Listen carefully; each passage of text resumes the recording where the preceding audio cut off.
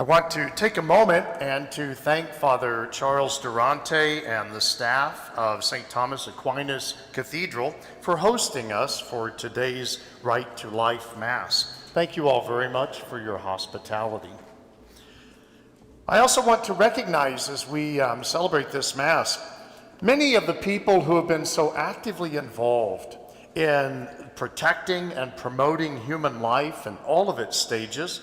And so if you do serve as part of the Respect Life Commission for the Diocese of Reno, I would just ask you to stand for a moment so that we could thank you and recognize you.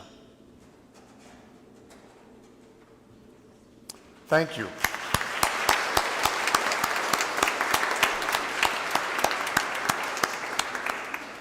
And of course, there are so many others who are actively involved in various works of the Church to protect and promote human life in various ways, whether it be the charitable ministries of Catholic Charities or Casa de Vida, or perhaps any of the ministries to the homeless or those imprisoned. So I would just ask if you are involved in any of these works, whether they be part of the Church or civic organizations to protect and promote human life, I would ask you to please stand as well, so we can thank you for reflecting the mercy, justice, and love of Jesus for others.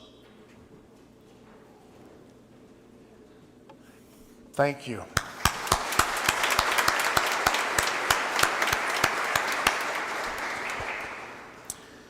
Now, today's passage from the Gospel of Luke is a timely encouragement for all of us to renew and increase our efforts to defend every human life. This encounter between Jesus and the 10 men with leprosy reminds us especially of the necessity of faith-filled respect and authentic gratitude in our mission as disciples. And those are two essential qualities, but they are qualities that must be properly understood: respect and gratitude. First, let's consider what respect really means when it comes to our efforts to respect life, human life. The word respect actually means to look again. It is the experience of coming to a deeper appreciation, a deeper understanding, and a correct perception of reality. Now, I say correct perception because there are many misperceptions as well. We first see respect in this gospel passage in the very phrasing that St. Luke uses when he says that there were 10 leprous men. He does not call them lepers, although Deacon Joe read it as 10 lepers. The translation of the gospel that we use actually is incorrect. There's no other way to describe it. Luke is very specific in the Greek text. He says that they are 10 leprous men, not lepers. They are men, first and foremost, who have leprosy, which is a secondary quality to their primary identity. Luke wants us specifically to look beyond the disease, beyond the situation that they are in, beyond the repulsion of their condition, to see a human person first and foremost.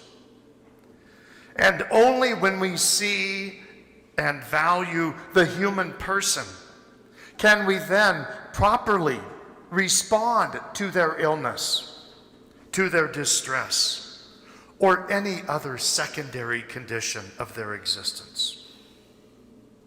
Luke wants us to move beyond labels and categories and to see a human person like ourselves, who is equal in dignity and value in the eyes of God. So the first challenge of respect is this: can we look at others as first and foremost human persons, equal in value and dignity in the eyes of God, rather than seeing them only as homeless, criminals, illegal immigrants, fetuses, old people, weak people, ill people? Can we see them first and foremost as a human being, a child of God?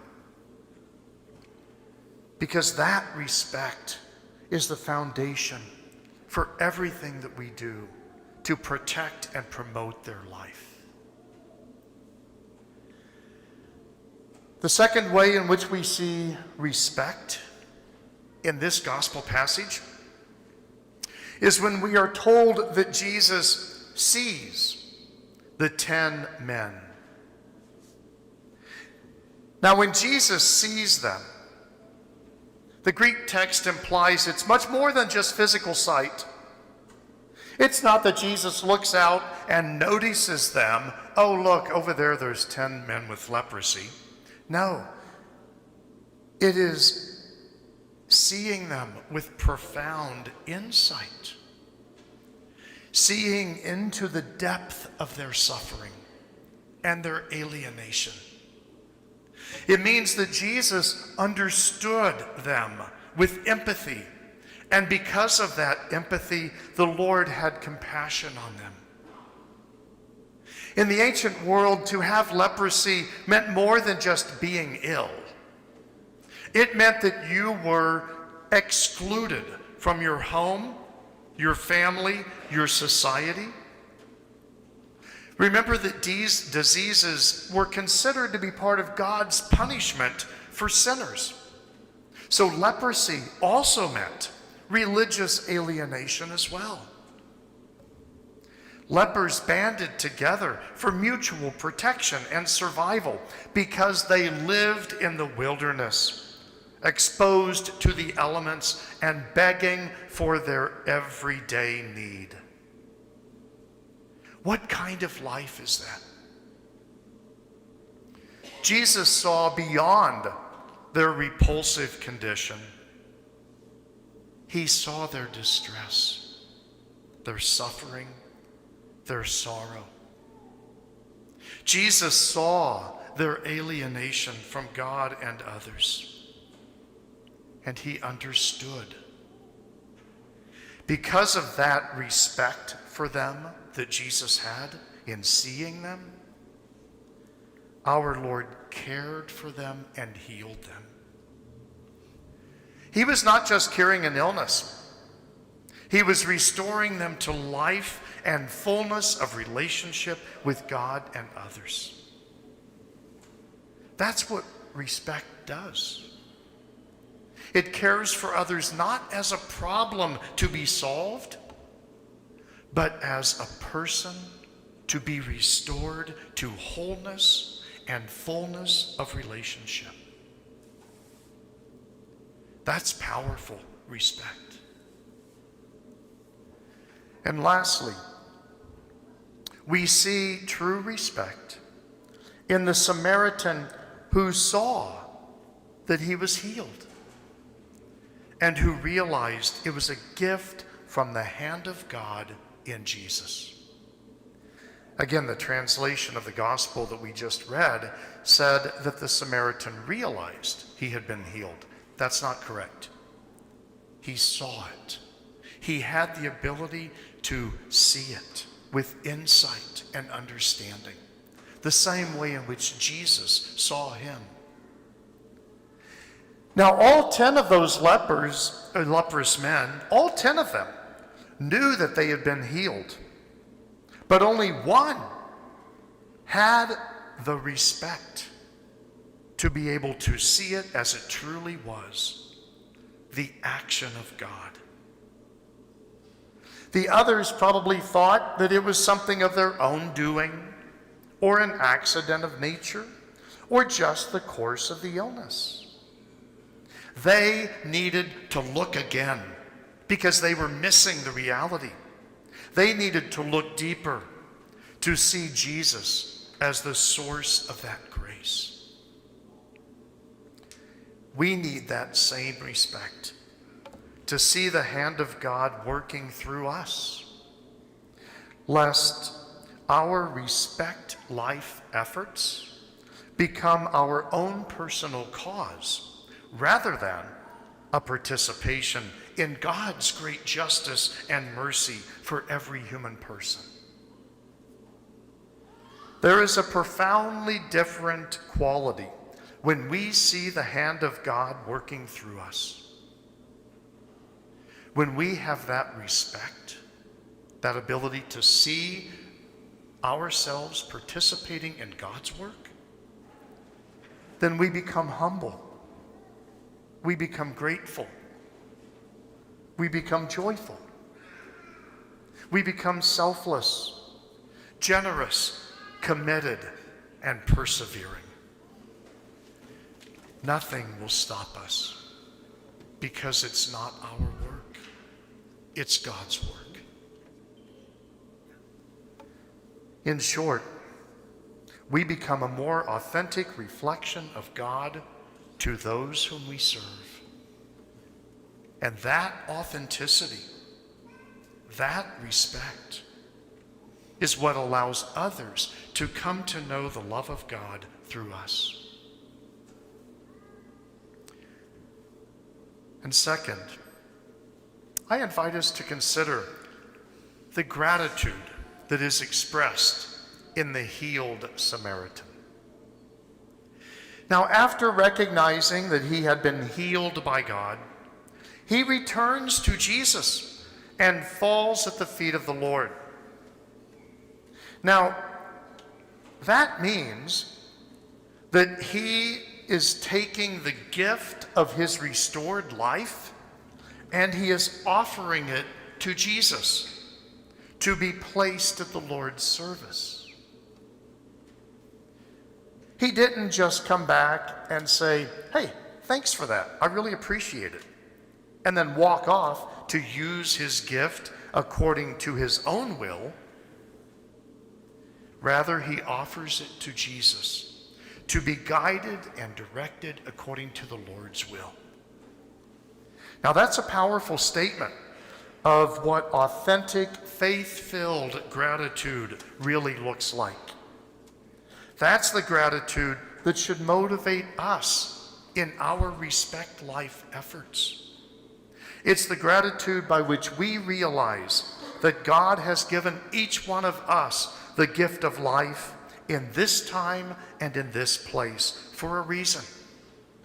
And the greatest way we can express our gratitude is by using our lives according to the will of God and helping others to do so as well. All 10 were healed. 9 received the gift of temporary health. 1 also received the gift of eternal relationship with Jesus. And that is the gift that truly changes our lives. How could we want anything less for those whom we serve? That their lives be changed by introducing them to Jesus. Respecting life isn't just about getting people through temporary challenges.